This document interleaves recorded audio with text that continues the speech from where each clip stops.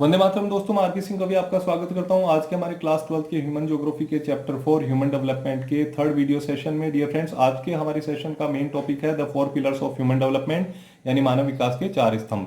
Dear friends, जिस तरह से कोई भी एक बड़ी बिल्डिंग के डेवलपमेंट होने के पीछे उसके बेस पिलर्स बहुत ज्यादा जरूरी होते हैं, वो स्ट्रांग होंगे तो ही वो बिल्डिंग खड़ी हो पाएगी।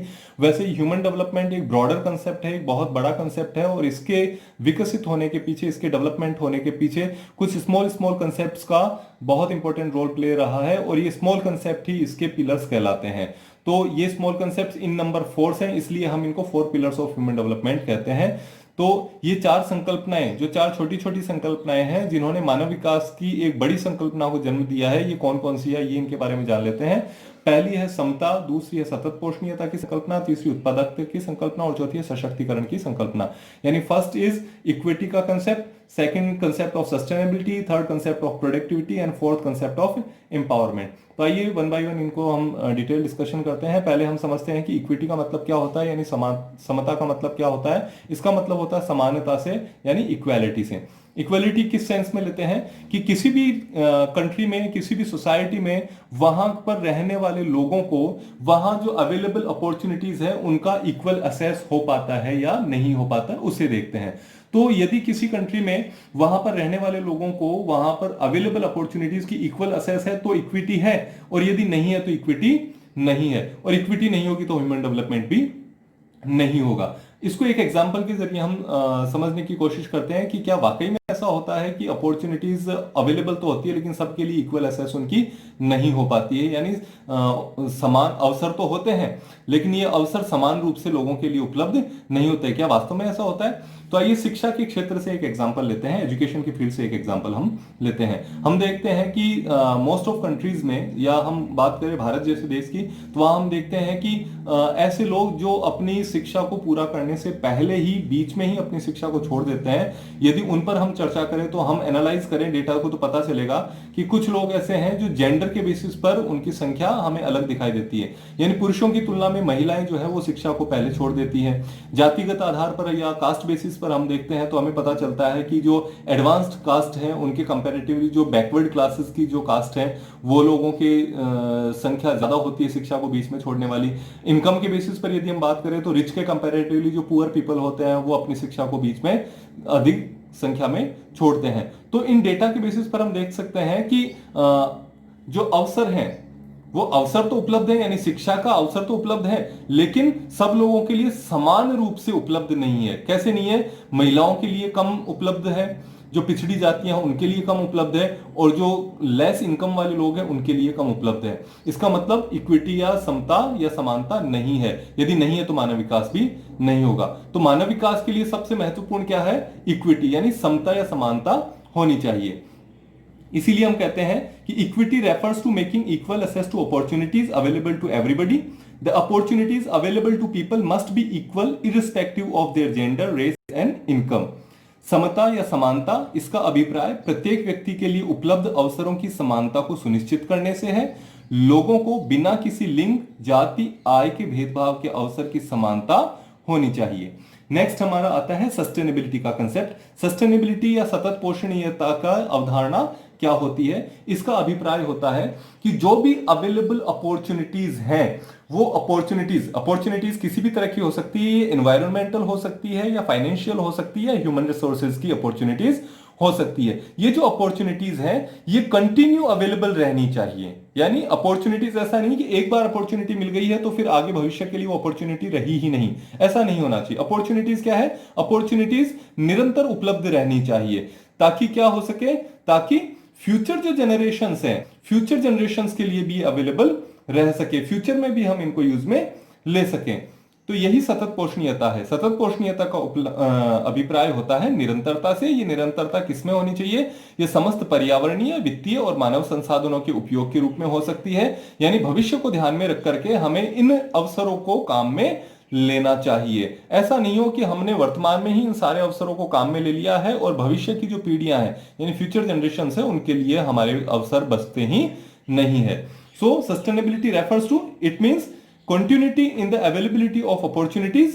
All environmental, financial and human resources must be used keeping in mind the future misuse of any of these resources will lead to fewer opportunities for future generation.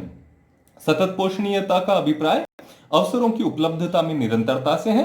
समस्त पर्यावरणीय, वित्तीय एवं मानव संसाधनों का उपयोग भविष्य को ध्यान में रखकर करना चाहिए। इन संसाधनों में से किसी भी एक का दुरुपयोग भावी पीढ़ी के लिए अवसरों को कम करेगा।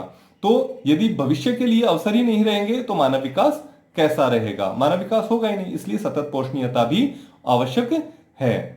फिर तीसरी हम देखते हैं प्रोडक्टिविटी या उत्पादकता से।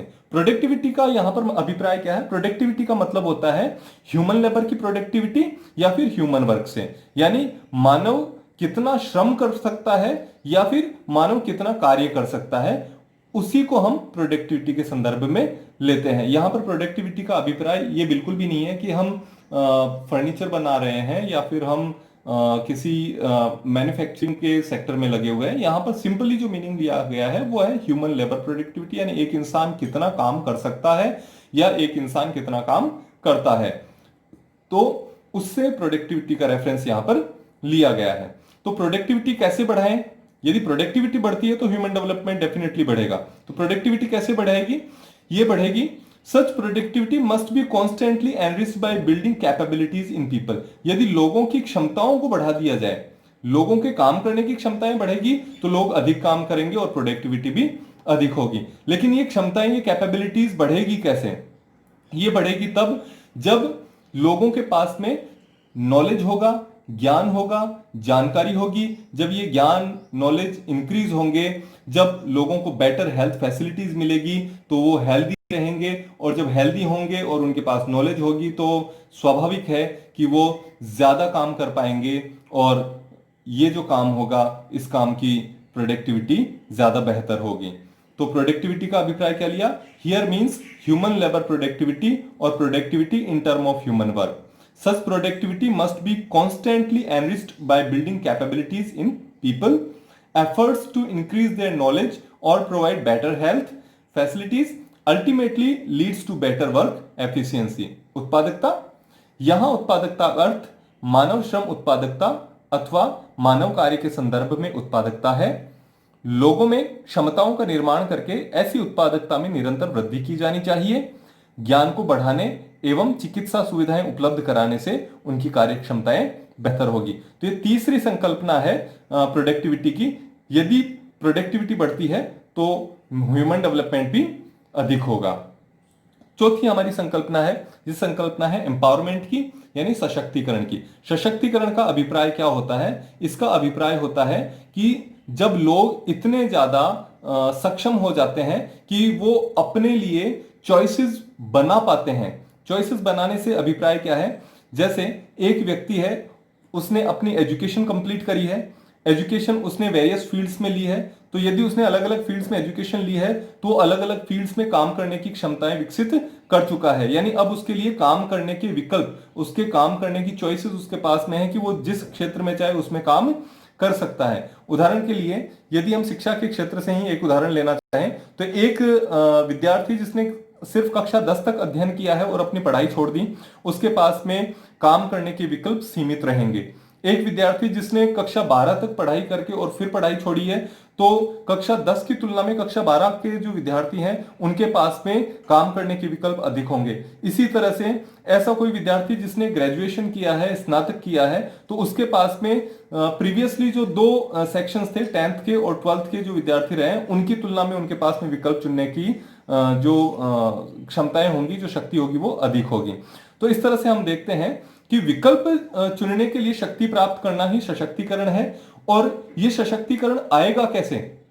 ये एम्पावरमेंट यानी चॉइसेस बनाने का एम्पावरमेंट आएगा कैसे? यहां तो हमने सिर्फ एजुकेशन से इसका एक एग्जांपल लिया था, लेकिन ऐसा नहीं है, एजुकेशन के अलावा भी हम एम्पावर कर सकते हैं। कैसे करते हैं? Such powers comes from increasing freedom and capabilities. ऐसी शक्ति बढ़ती हुई स्वतंत्रता, यानी लोगों को ज्यादा फ्रीडम होनी चाहिए, काम करने की फ्रीडम, एजुकेशन लेने की फ्रीडम, उनको आने जाने की स्वतंत्रता। तो लोगों को कुल मिलाकर के जो फ्रीडम होती है वो फ्रीडम इंक्रीज होनी चाहिए, बढ़ी हुई होनी चाहिए। और यदि ऐसा होगा तो ऐसे में उनकी क्षमताएं भी बढ़ेगी। So such power comes from increasing freedom and capability. ऐसी शक्ति बढ़ती हुई स्वतंत्रता और क्षमता से आती है।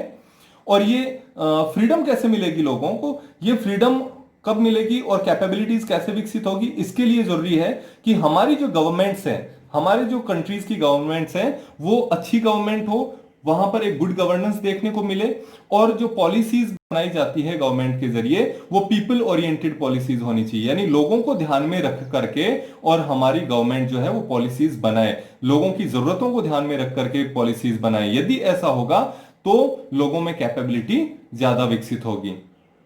और साथ ही साथ एम्पावरमेंट किन लोगों का किया जाए कि ह्यूमन डेवलपमेंट ज्यादा बेहतर तरीके से हो सके, तो इसमें हम ये देखते हैं कि the empowerment of socially and economically disadvantage groups is of special importance, यानी सामाजिक एवं आर्थिक रूप से पिछड़े हुए समूह के सशक्तिकरण का विशेष महत्व है। यदि सामाजिक रूप से आर्थिक और पिछड़ा हुआ वर्ग यदि सशक्त हो गया, क्योंकि जो एडवांस्ड ग्रुप्स हैं वो तो ऑलरेडी उनका डेवलपमेंट तो हो चुका है, और ये जो पिछड़े हुए वर्ग हैं यदि इनका डेवलपमेंट भी हो जाता है तो हमारा ह्यूमन डेवलपमेंट अपने हाईएस्ट लेवल पर पहुंच जाता है। तो इस तरह से हम देखते हैं कि these are the 4 main pillars of human development.